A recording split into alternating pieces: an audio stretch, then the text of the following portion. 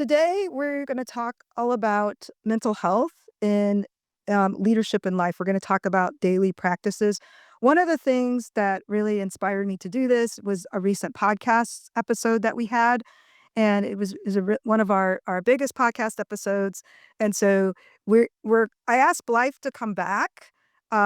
She's been on my podcast, not this exact one I'm talking about, but she's been on my I think you've been on my podcast a couple times. Blythe and I are big fans of each other's work, also really good friends. And so this is what we're going to talk about today. Blythe and I are gonna share a couple of practices, but we also would love to hear from you because again, you are our group of really amazing and skilled interdisciplinary professionals. Some of you come from business, some of you come from HR, some of you are coaches, some of you are therapists. And so we really want to make sure that we hear from all of you. So I'm going to have Blythe introduce herself first. And then Blythe, I'll go after you, but go ahead and introduce yourself and then we'll come back and then we'll check in with some polls.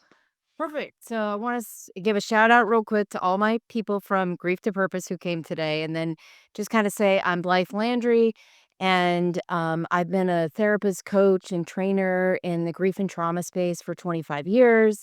I'm the author of Trauma Intelligence. I work one on one with people, also with organizations. I've worked with the U.S. military. And I'm also the founder of an amazing program called Grief to Purpose. We have some folks on our call today from there. And that is a program that takes people who've experienced substantial grief and loss in their lives and not only gives them community and support and connection and continued tools for healing, but also actually trains them to be trauma informed grief coaches so that they can fill this massive grief crisis we have. Thank you, Blythe. I'm LaTonya Wilkins. I'm the author of Leading Below the Surface and also the founder of Change Coaches. I'm a leadership coach. I also run Change Coaches, and we work mainly with organizations. I also do some one-on-one work. We work with organizations to create trust, psychologically safe teams, and to prepare teams for our complex future. I also have a coach training program. It's called Coaching Below the Surface, and it's all about creating these same effects that I talk about in coaching, getting below the surface, building mutual psychological safety and trust, especially across differences. And so Blythe and I have known each other for quite a while. And so we decided to join forces and do this webinar because we know this is a topic that everybody is really wanting right now. So I'm going to start off with some polls. And so we just would really love to hear the space that everybody is joining from right now. And so I'm going to go ahead and launch this. Okay. So there's two questions. Um, so the first one is a single choice question. How are you feeling about your mental health right now? And you can pick one of those responses. If you wanna if you wanna pick other, you could put your other answer in the chat. The second is what gets in the way of caring for your mental health, and we have several choices down there. Okay, so we'll go ahead and give you a few minutes and answer those, and then we'll show the results on the screen. All right, so I'm going to go ahead and share the poll results. Blythe, if you want to comment on these, if you could see them. Okay, so we've got about 15% of us said we're doing great, we're feeling grounded and energized, and that's always a great space to continue working on your mental health, right? We had about 75% say, okay, some ups and downs, but managing. And that seems fairly understandable, right? Given everything that's going on in the world. And 10% of us said struggling, burnt out, stressed, or emotional fatigue. And in terms of which of these is getting in the way of your, making a priority your mental health, 21% said busy, not enough time or space. Unclear where to start. 11% said that's important information. Workplace culture or life structures don't support it. 16%. And 53% of us said we're doing pretty well right now. We also had a couple people drop in the chat.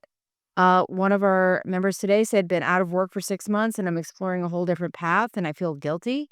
Someone else shared, Kathleen, I'm thankful that I'm taking advantage of therapy. And Maya said, and I think many people understand that, feeling the world is on fire. Yeah, it's definitely feels like that to me sometimes because I'm in Chicago, so there's just a lot going on in the city. And so, yeah, and it also feels like a lot of you are doing okay. And so if you wanna if you're willing, if you could drop some, something in the chat on what's keeping you going right now, because Blythe and I are gonna share some of our tips and some of the things that we do, to keep ourselves healthy. And so again, we'd love if you would share too, and then we can again, we could share as a community. So I'll start, Blythe, on these. So Blythe and I are gonna share, 3 tips. And the first, and we'd love to see again, see what you're sharing. But the first tip that I would like to share, and then I'll hand it over to Blythe, is just around the general theme of micro rest and reset practices. So how many of you feel like you're always resetting? And when you're always resetting how you deal with your mental health. I agree. I feel like that all the time, and I had to, be okay with that. I do a lot of energy work. I do a lot of meditation to rest and reset. Um, one of the biggest changes I've made since all the stuff that's coming at us is coming at us is I, have scheduled times where I read news, and I don't read it outside of that. Typically, that's nighttime, and I'm only watching curated videos that I want to watch. I don't get alerts. I don't do any of that stuff. As far as resting, I as many of if you follow me on LinkedIn, you probably see I get out a lot.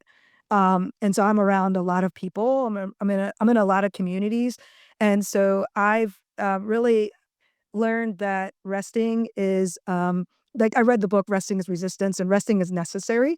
It's really getting out of that hustle, mind frame.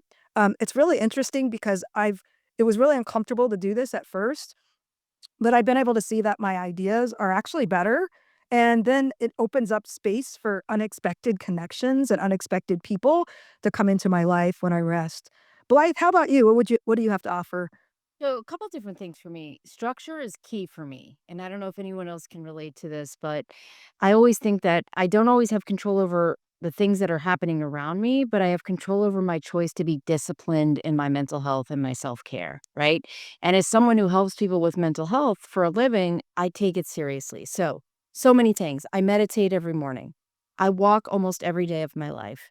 I have my own therapist, I have my own coach, right?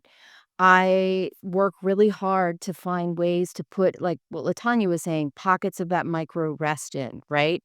So I've joined a hiking group. It gets me in the woods every weekend where I'm not on my phone because I work as you work for yourself, like a lot of you do, you're on your phone way too much, right?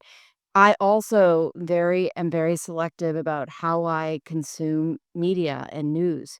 I use Instagram either for work or watching dog videos, right? These are all things I do, but I think the biggest thing that I can impart that has successfully worked for me for a very long time is I am disciplined about fitting in these structures for myself. And when I do it consistently and persistently over a long period of time, like anything, it's going to yield results. Yeah, but that's so important, like, just the persistence and the structure, and I know, one of the things that's really inspiring when we talk is that you sharing about your new hiking group and just getting into that. Movement, any type of body movement, I'm looking at the chat, um, Kathleen's talking about therapy. Lauren, never missing a workout. Yeah, I do a lot of any type of body movement is good. It doesn't have to be weightlifting like I do or yoga like I do. It can be anything. And I love how Blythe you do the outdoor thing. If you wanna say a little bit more about that. Yeah, and I also lift weights 3 times a week and do yoga, but the walking for me and the outdoor thing for me has given me a change of scenery. It reminds us in perception-wise that the world is large, that there's other things to see other than a desk or a house or a phone. Um, Being in nature in general, if you have access to it, and almost everyone does, is is literally a bath for your central nervous system. It literally slows down your central nervous system and allows you to be in a space where you are present, not distracted. And that has done wonders for all my relationships, for my work. It's made me more present. So I can't recommend it highly enough. Yeah, and so we also have some other things here in chat. We've got, spiritual practices. And, you know, it's interesting because everybody sees spirituality differently. It doesn't have to be religious. It could be whatever. Could be, it could be breathing, limiting time on news, social media. Blythe, as you said, I love the idea of like Instagram dog videos. I've managed to get my Instagram algorithm so it's just like comedy. I get a lot of comedy stuff, and I get pets, and I get the stuff that makes me laugh. I get a lot of healing stuff. Work breaks. Ooh, yes. Hydration, drinking water. Yes, Rebecca. All those. Yeah, there should be some more fire emojis here. Just taking care of your central nervous system. Um, Camellia, biking, walking outside, exercise, reading, journaling. Journaling, yeah. So all these things. Oh, Kathleen, yeah, gardening. So, and that's another one that Blythe talked about with just being. There's something about being outside, and it's like sometimes you know Blythe and I will leave each other these voice memos during the day, throughout the day sometimes, and just you know I'll just leave her one when I'm walking outside, and it just changes the whole dimension and perspective of a stressful day. So connecting with others too. All right. So should we move to the next one? Do you want to talk about somatics, Blythe? When we're going through something, before I get into that, I do want to say that a big reason that over 50% of you are probably in a pretty good mental health space is because you take the time to do it. Experiences like the one today, right? You've carved this out into your schedule. So that is reflective of what you're experiencing on the inside. In terms of the body awareness and boundaries piece, when we're running on empty, when we're constantly moving, especially those of you who have families and kids and animals and all these responsibilities, right? We forget to breathe, we forget to get connected to our bodies. That makes us so much more likely to be reactive rather than responsive, right? It gets into that part of our brain that is fight or flight, and we're not listening, we're not present. So, body awareness techniques, any kind of breath work technique, breathing in 6, holding it for 4, breathing out 8, right? Any kind of, as someone already shared, journaling on pen and paper slows down your central nervous system and gets you connected to your body. Not journaling on a computer, but writing things down, right? Literally standing outside and looking at the sky for 3 minutes and breathing is a way to get grounded in your body. Yoga, as many of you do, but you can't always leave your day and go do a full yoga practice, but you can go in the bathroom and do a stretch for 1 minute, right? Or you can go in the bathroom or step outside and do a walk or a breathing exercise just to put that stopgap in your day. And this is a way to set healthy boundaries because if you're constantly reacting, if you're constantly on the go, if you're constantly one appointment to the next and you're not even having time to eat, you're going to also not only be more reactive, but you're going to be less likely to have those healthy boundaries that keep work relationships, all things in your life in balance.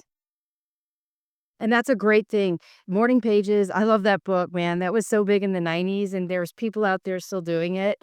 If you haven't heard of The Artist's Way, which Pamelia Robinson is talking about, I can't recommend it highly enough. It has you write every morning, it has you go on dates with yourself every week. It's an amazing practice. Yeah, and the kids are talking about that. We've got some young rappers that are actually rapping about that book. So it's definitely gotten out there. Yeah, it's been really great. Yeah, yeah, there's been a few, I think SZA and a couple other folks, have put it out there. I love everything you said, Blythe. The only thing that I would say is that I talk a lot about listening and observing, like listening through observing. I talk about P2B listening, and that's like not reacting, but just observing and looking around, seeing what's happening. And when you're doing that, see how it affects your body. And so this has been game changing for me. I've been able to really like doing some body connection work has really helped me see how I respond to people that I'm not meant to give time to, that I'm not meant to be in community with, that I'm not meant to share space with. And it's okay.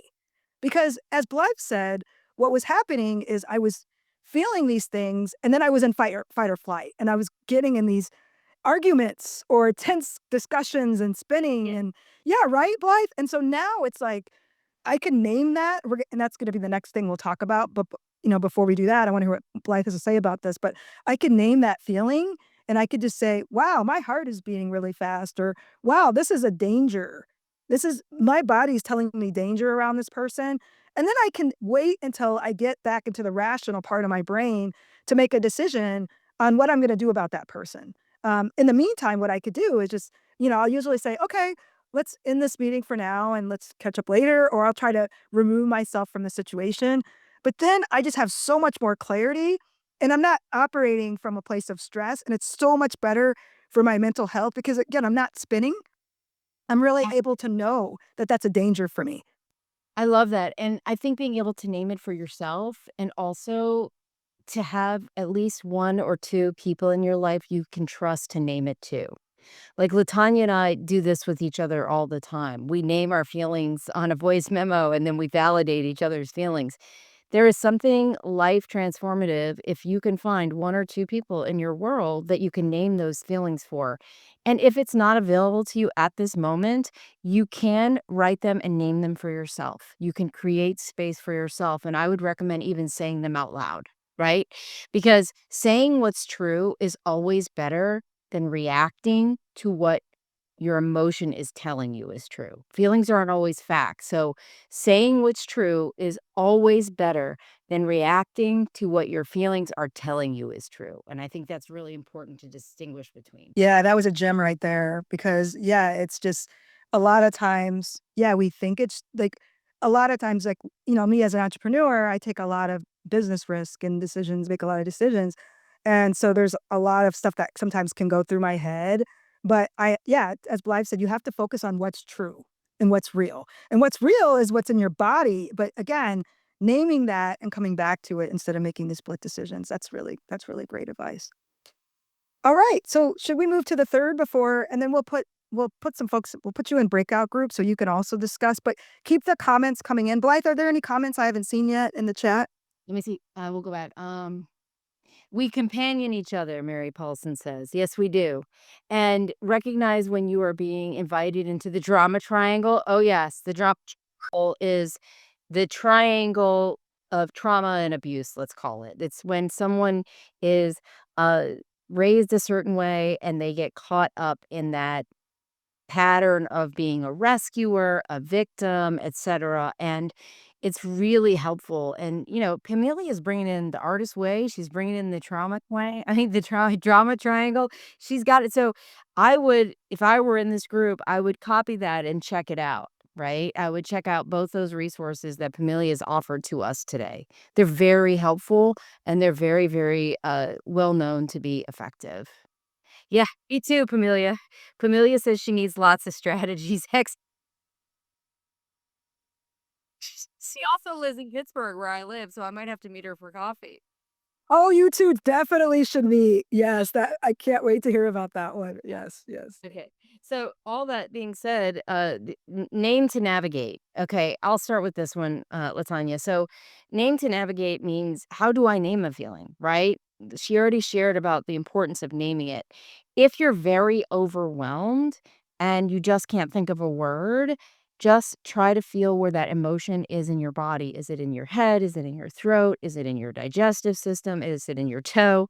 And focus on breathing into that space, and that will at least name how it's impacting you if you can't find a word. Because sometimes our boss triggers our greatest trauma, or something that happens in our business triggers our lack of self worth, which has nothing to do with reality, but it's a feeling.